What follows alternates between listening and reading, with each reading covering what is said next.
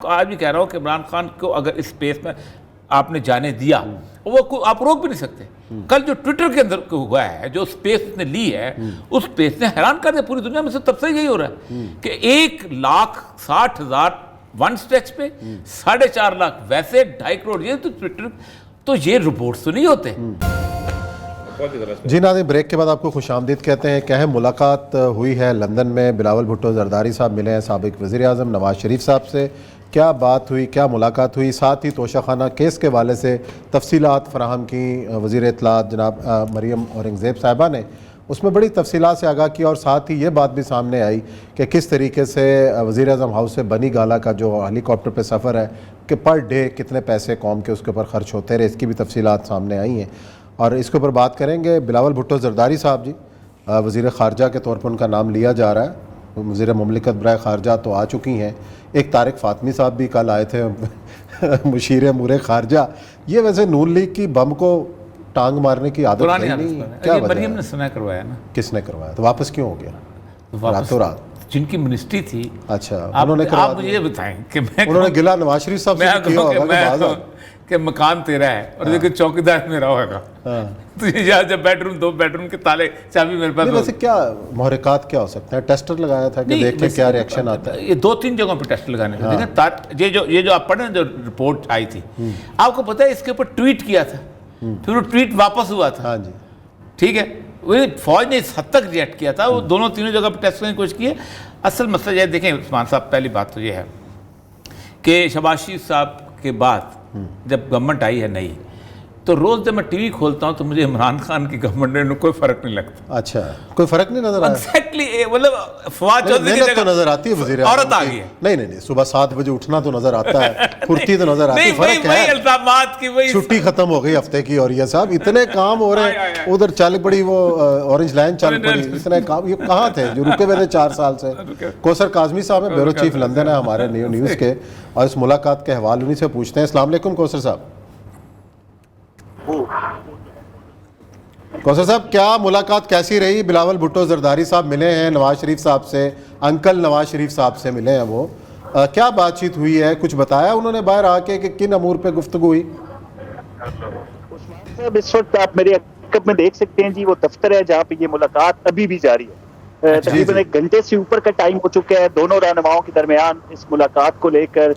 جو Peoples party کے دیگر رہنما ہیں, قمر زمان قاہرہ, قمر صاحب اور شیری رحمان صاحبہ, وہ بھی اس ملاقات کا حصہ ہیں. جبکہ دوسری جانب سے عابد شیر علی سابق وزیر خزانہ اسحاق ڈار اور میاں نواز شریف کے جو صاحبزادے ہیں وہ بھی اس وقت ان کے دفتر میں موجود ہیں. اور بتایا یہ جا رہا ہے کہ تقریباً 30 منٹ سے 40 منٹ مزید یہ ملاقات جاری رہے گی. جو ہمارے ذرائع تھے جنہوں نے ہمیں بتایا, جو پیپلز پارٹی کے ذرائع بتا رہے تھے کہ ایجنڈا کوئی نہیں ہے اس میٹنگ کا. پیپلز پارٹی کی جو رہنما ہیں وہ واجد شمس الحسن بڑے گہرے تعلقات تھے بی بی شہید سے, ان کی تعزیت کے لیے آئے تھے, کیونکہ پہلے سیاسی مصروفیات تھی, ان کے انتقال پر یہاں پر کوئی رہنما نہیں آ سکا, تو وہ ان کی تعزیت کے لیے آئے. تو میاں نواز شریف سے گزارش کر کے یہ ملاقات بھی کر رہے ہیں بغیر کسی ایجنڈے کے. لیکن معاملات اتنے سادہ نہیں ہیں جتنے بتائے جا رہے ہیں. بڑی طویل ملاقاتیں ہیں, اور طویل ملاقاتوں میں کئی معاملات جو ہیں وہ ڈسکس ہوتے ہیں. اور یقینی طور پر جیسا کہ بتایا جا رہا ہے کہ مبارکباد دی دونوں رہنماؤں نے ایک دوسرے کو, جو عدم اعتماد کی کامیابی ہے اس کو لے کر, پنجاب میں وزارت اعلیٰ کو لے کر مبارکبادوں کا تبادلہ ہوا. لیکن میں ایک دفعہ پھر کہوں گا کہ اتنی طویل ملاقات اور اہم رہنماؤں کا اس ملاقات میں موجود ہونا کوئی سادہ معاملہ نہیں لگتا.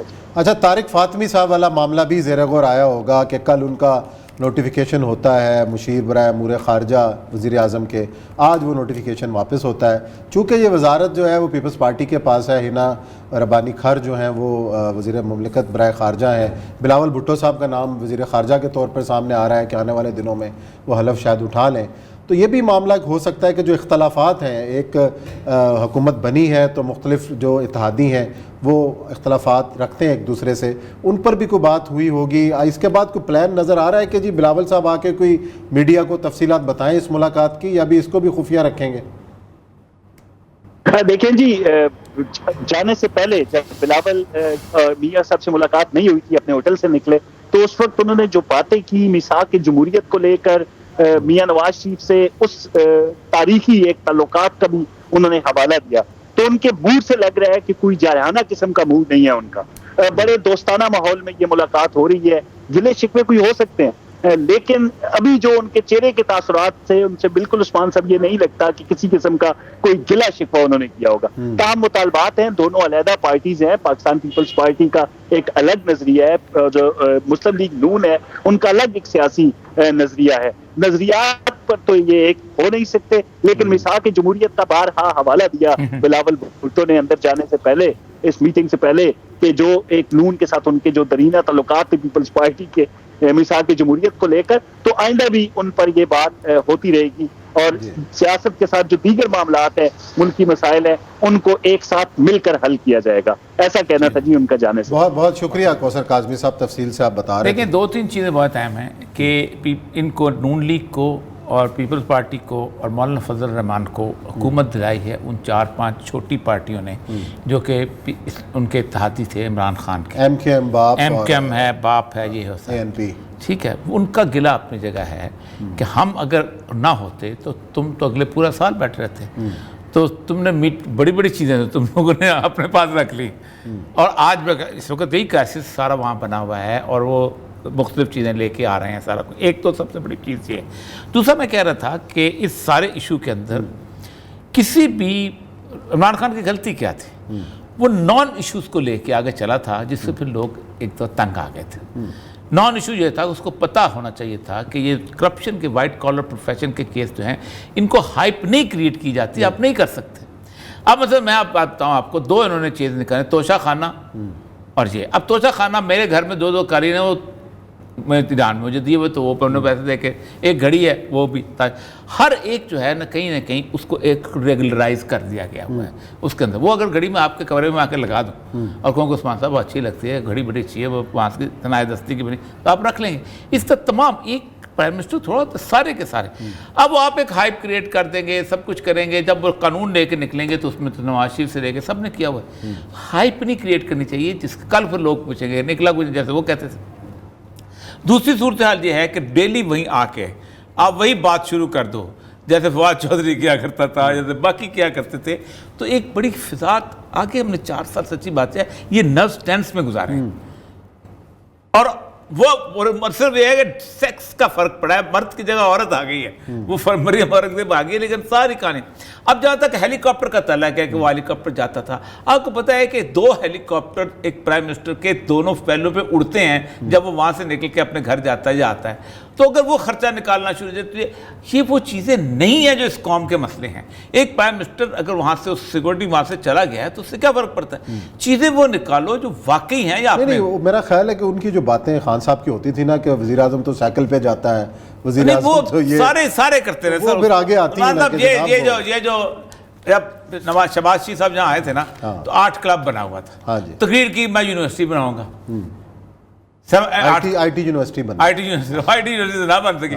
وہ خود 7 کلب میں بیٹھ رہے, 8 کلب میں باقی توقیر شاہ وغیرہ بیٹھے ہوتے تھے.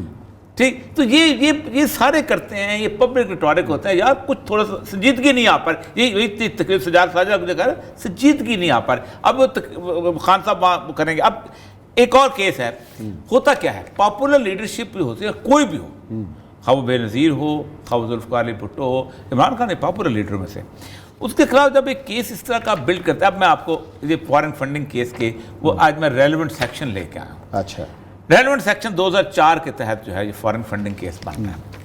اب میں پڑھتا جاتا ہوں, آپ دیکھیں کیا ہوتا ہے. A number of the political parties shall be required to pay a membership fee if provided in the political party's constitution and may in addition make contribution donation from yes.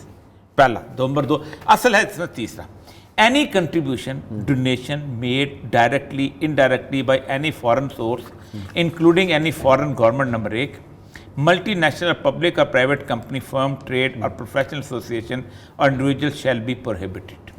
یہ ہے کہ آپ نہیں لیں گے.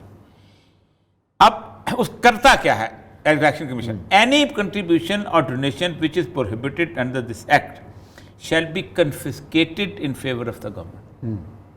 یہ ہے اختیار. اب اس میں پبلک کے لیے تو کہا جا سکتا ہے جی اس سے لیا, انڈیا سے لیا, فلانے سے لیا. مسئلہ جو ہوتا ہے کہ ایک کنٹریبیوشن جو کہ کوئی دہشت گردی کے استعمال تو نہیں ہو رہی. آپ اس کیس کو ہائپ بناؤ گے, وہ کیس نہیں نکلے گا اس طرح کا، پھر وہی بات جیسے وہ کہتے ہیں اتنے سال ہو گیا ہمارے کچھ نہیں ہوا. تو مشورہ میرا یہ ہے کہ پازیٹیو سٹارٹ لینا چاہیے. دنیا پوری میں سیاست ہوتی ہے. ایک پاکستان، انڈیا اور بنگلہ دیش، یہ 3 ملک ایسے رہ گئے ہیں. انڈیا میں بھی یہی ہوتا ہے کہ جناب وہ 150 اس کے. اچھا ویسے آپ کو کیا لگتا ہے اور یہ سب کون سا ایسا پلیٹ فارم ہے، کون سا ایسا کوئی لیڈر ہے جو ان سب کو اکٹھا بٹھائے، جس میں عمران خان صاحب بھی بیٹھ جائیں، جس میں سارے بیٹھ جائیں؟ یہاں پہ مجھے تو اب یہ لگ رہا ہے، بیٹھنے کو تیار ہی مجھے تو اب یہ لگ رہا ہے کہ شاید پاکستان کی اسٹیبلشمنٹ بھی اس قابل نہیں رہ گئی کہ اس کو اکٹھا بٹھا سکے. اسٹیبلشمنٹ کا خوف نکل گیا ہے. اچھا عثمان صاحب دیکھیں بات ہوتا کیا ہے، میں نے پل بھی کہا پرسوں بھی کہا، حل کیا ہے پھر جب کوئی بھی بٹھانے کے لیے تیار نہیں ہے، کوئی بیٹھنے کے لیے تیار وہ نہیں حل وہ ہے وہ جو ایک دفعہ بڑا میدان سجے اس کے اندر انسان کو کہ تم لڑ لو جتنے لڑ، کوئی اور کیا حل ہو سکتا ہے؟ عمران خان صاحب کو، عمران خان دیکھیں میں آپ کو آج بھی کہہ رہا ہوں کہ عمران خان کو اگر اس اسپیس میں آپ نے جانے دیا وہ آپ روک بھی نہیں سکتے. کل جو ٹویٹر کے اندر ہوا ہے، جو اسپیس اس نے لی ہے، اس اسپیس نے حیران کر دیا پوری دنیا میں سے. تب سے یہی ہو رہا ہے کہ 1,60,000 ون سٹریچ پہ 4.5 لاکھ ویسے 2.5 کروڑ. یہ تو ٹویٹر تو یہ رپورٹس تو نہیں ہوتے، نہ رپورٹ ہوئے ہو سکتے. نکل آئیں گے یہ بھی بعد میں، خیر نہیں نکلتے نہیں ہوتے عثمان صاحب، اتنی بھی بات ہوتی ہے، نہیں نکلتے نہیں ہوتے. خیر اچھا چلو جلسہ تو نہیں نکلے گا نا. پھر سب سے بڑی بات ہے ایک ایونٹ تو میں چھوٹا سا ایڈمنسٹریشن کا آدمی ہوں، جو پہلے دن ریئیکشن ہوا ہے وہ تو ایک سپونٹینیس تھا نا، وہ تو کسی نے کال بھی نہیں کی، اسی سپونٹینیس نے حیران کر دیا. میں آپ کو ایک مثال دیتا ہوں اس کی. میں کل اس پہ پڑھ رہا تھا، اس کے اوپر آج ایک صاحب نے ڈسکس بھی کیا ہوا ہے انٹرنیشنل میگزین کا. 2 منٹ کے اندر میں اس کو ختم کرتا ہوں.